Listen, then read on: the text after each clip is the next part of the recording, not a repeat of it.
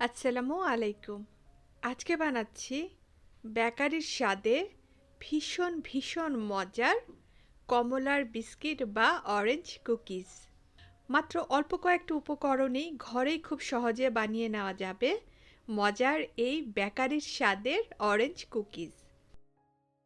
প্রথমে আমি এখানে একটি মালটা থেকে রস বের করে নিচ্ছি। পুরোটা মালটার রস লাগবে না, অর্ধেকটার রস নিব। এক সাইডে রেখে দিব। মালটার রসটা আমি কতটুকু দিব সেটা পরে বলে দিচ্ছি। কমলা বা মালটার যে উপরের খোসাটা আছে, মানে কমলা রঙের যে খোসাটা আছে সেটাকে গ্রেট করে নিচ্ছি। অবশ্যই কমলা রঙের খোসাটাই গ্রেট করবেন। গ্রেট করতে করতে যাতে আবার ভিতরের সাদা অংশটা চলে না আসে, তাহলে কিন্তু তিতা লাগবে। আমি এখানে কমলা অংশটাকে গ্রেট করে নিচ্ছি। কতটুকু নিচ্ছি সেটাও পরে বলে দিচ্ছি। এখন এক সাইডে রেখে দিব। একটি বাটির মধ্যে আধা কাপ নরম মাখন নিয়ে নিচ্ছি। এটা হচ্ছে আনসল্টেড বাটার বা লবণ ছাড়া মাখন। অবশ্যই কুকিজে, কেকে আনসল্টেড বাটার বা লবণ ছাড়া মাখন দিতে হবে।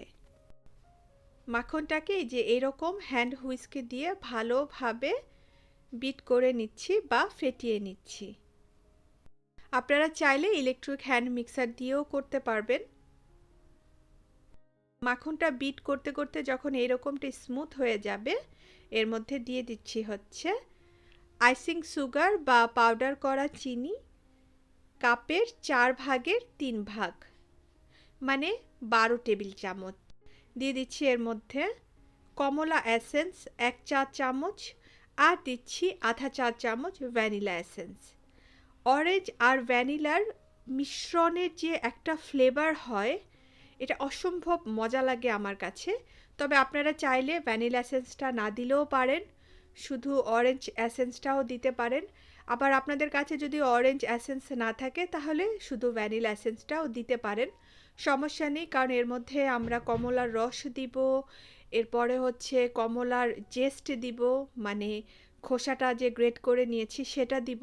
এমনিতেই কুকিজের মধ্যে কমলার স্বাদ বা ফ্লেভারটা আসবেই। এখন আবারও ভালো করে বিট করে নিচ্ছি। বিট করতে করতে যে এরকম ফ্লাফি আর স্মুথ হয়ে যাবে। এর মধ্যে একটি রুম টেম্পারেচারে রাখা ডিম দিয়ে দিচ্ছি।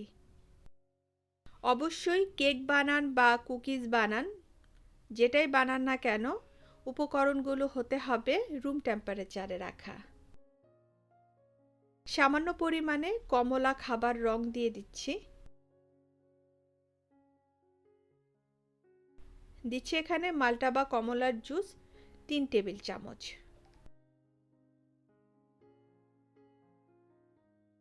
দিচ্ছি এখানে প্রায় আধা চা চামচ থেকে একটু বেশি কমলার জেস্ট বা কমলার খোসা কুচি। এখন আবারও ভালো করে মিশিয়ে নিচ্ছি। যেহেতু এর মধ্যে কমলার জুস দিয়েছি আর এটার মধ্যে বাটার দিয়েছি, এই কারণে দেখুন টেক্সচারটা দেখতে এরকমটা লাগছে। তবে এটা কোনো ব্যাপার না, এর মধ্যে যখন ময়দা দিয়ে মাখাবো তখন আর এরকমটা দেখা যাবে না। যতটুকু সম্ভব ভালো করে মিশিয়ে নিয়েছি।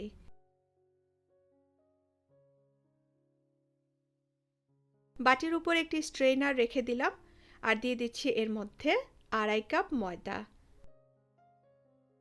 অল্প অল্প করে দিয়ে আমি চেলে নিচ্ছি।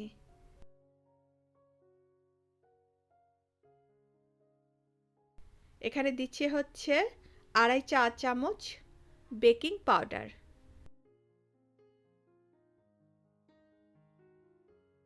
আধা চা চামচ লবণ দিয়ে দিলাম।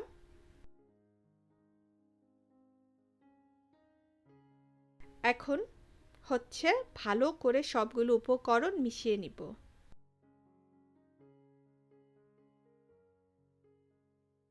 আমি হাত দিয়ে মিশিয়ে নিচ্ছি। মিশানোর সময় যদি দেখেন যে কুকিজের ডোটা একটু নরম আছে, তাহলে এর মধ্যে আরও কিছু পরিমাণ ময়দা দিয়ে দিলেই হবে।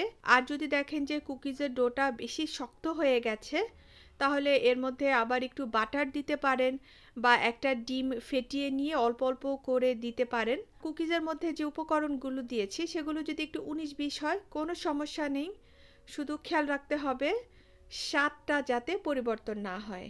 একদম ডোলে ডোলে মথে নেওয়ার দরকার নেই, জাস্ট ভালোভাবে সবগুলো উপকরণ যাতে মিশে যায় এরকম একটা ডো তৈরি করতে হবে। কুকিজের জন্য ডোটা এখানে তৈরি হয়ে গেছে। কুকিজের সাইজটা যাতে মোটামুটি সব এক রকমের হয় এ কারণে আমি একটি চামচের মধ্যে কুকিজের ডো নিয়ে এরপর কুকিজের আকার দিয়ে দিচ্ছি। এটা হচ্ছে 1 টেবিল চামচ।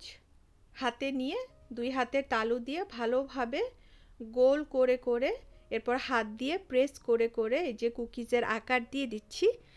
চাইলে এই ডোটাকে বেলে নিয়েও কুকি কাটার দিয়ে এরপরে কেটে নিতে পারেন। আমি হাত দিয়ে প্রেস করে করে এভাবে করে কুকিজের আকার দিয়ে দিচ্ছি। আপনাদের কাছে যদি সন্দেশের সাঁচ থাকে বা এরকম আইসিং কাটার থাকে তাহলে এই কুকিজটার উপরে সামান্য পরিমাণ এভাবে প্রেস করে কিন্তু ডিজাইন করে নিতে পারেন, তবে এটা পুরোপুরি অপশনাল। আবার চাইলে ছুরি দিয়ে কেটে কেটেও ডিজাইন করে নিতে পারবেন, আবার একদম প্লেন রাখলেও কোনো সমস্যা নেই। দেখার থেকে খাওয়াটা হচ্ছে ইম্পর্টেন্ট। মজা যদি হয় তাহলে ডিজাইন যেমনই হোক না কেন কোনো সমস্যা নেই, তবে হ্যাঁ, দেখতে একটু সুন্দর লাগলে কার না ভালো লাগে।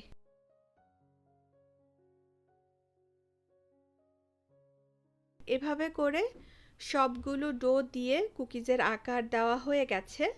আজকের কুকিজগুলো আমি ওভেন এবং চুলায় দুইভাবেই তৈরি করে দেখাবো। তো যেগুলো আমি ওভেনে করব সেগুলো এই যে এরকম একটি ট্রেতে নিয়ে রেখেছি, আর দেখুন একটু ফাঁকা ফাঁকা করে রেখেছি কারণ এই কুকিজগুলো কিন্তু আরও বড় হবে, তাই একটার সাথে আরেকটা যাতে লেগে না যায় এই কারণে একটু ফাঁকা ফাঁকা করে রেখেছি। আরও কুকিজ বানিয়েছি, অলটুগেদার আমি কুকিজ বানিয়েছি হচ্ছে আজকে 30টা। এখানে আছে 15টা, বাকিগুলো আমি আবার পরে চুলায়ও বেক করব, ওভেনেও বেক করব। চুলায় আসলে বেক করলে খুব একটা বেশি বেক করা যায় না একসাথে। প্রি হিটেড ওভেনে মানে আগে থেকে গরম করে নেওয়া ওভেনে 160 ডিগ্রি সেলসিয়াসে 20 থেকে 22 মিনিটের মতো বেক করে নিব। আর ওভেনের মাঝ বরাবর যে র্যাকটা আছে সেখানে রেখে দিব এই ট্রেটাকে। আর চুলায় করার জন্য এখানে কয়েকটি কুকিজ একটি ছোট প্লেটে নিয়ে রেখেছি। চুলায় একটি হাঁড়ি বসালাম, সামান্য পরিমাণে লবণ দিয়ে দিচ্ছি, লবণটা না দিলেও চলবে, তবে নিচে দিয়ে যাতে খুব একটা বেশি তাপ উঠে কালো না হয়ে যায় এই কারণেই একটু লবণটা ছিটিয়ে দিচ্ছি। লবণটার উপরে দিয়ে দিচ্ছি হচ্ছে একটি স্টিলের বাটি। আপনারা চাইলে হাঁড়ির স্ট্যান্ডও রাখতে পারেন, মানে এমন কোনো কিছু রাখতে হবে যেটা তাপটা নিতে পারবে, গরমটা নিতে পারবে। ঢাকনা দিয়ে দিলাম, ঢাকনায় যদি কোনো ছিদ্র থাকে অবশ্যই বন্ধ করে দিতে হবে। চুলার আঁচটাকে হাই করে দিব, হাই হিটে 10 মিনিট এই হাঁড়িটাকে গরম করে নিব। 10 মিনিট পরে সাবধানে কুকিজে রাখা প্লেটটা রেখে দিলাম।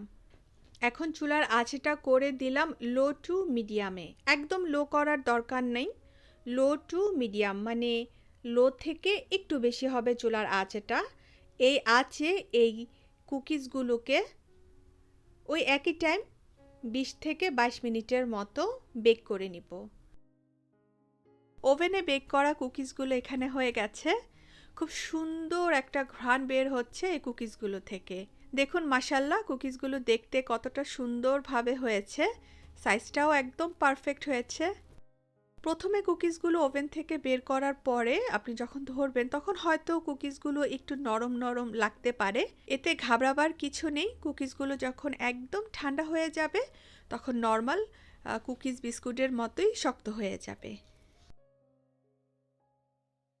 চুলায় বেক করা কুকিজগুলো হয়ে গেছে। দেখুন ওভেনে বেক করা আর চুলায় বেক করা কুকিজগুলোর মধ্যে তেমন কোনো পার্থক্য নেই, দেখতে একই রকম লাগছে আমার কাছে। এখন এই কুকিজগুলো অনেক গরম আছে, কুকিজগুলোকে একদম ঠান্ডা করে নিব। কুকিজগুলো এখানে ঠান্ডা হয়ে গেছে, আমি একটি কুকিজ ভেঙে দেখাচ্ছি।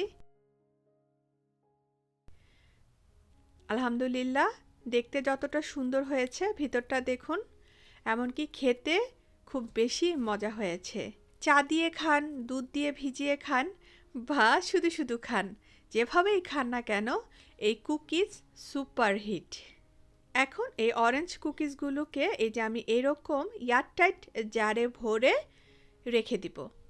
অবশ্যই এয়ারটাইট জারে ভরার আগে ঠান্ডা করে নিতে হবে কুকিজগুলো খুব ভালোভাবে।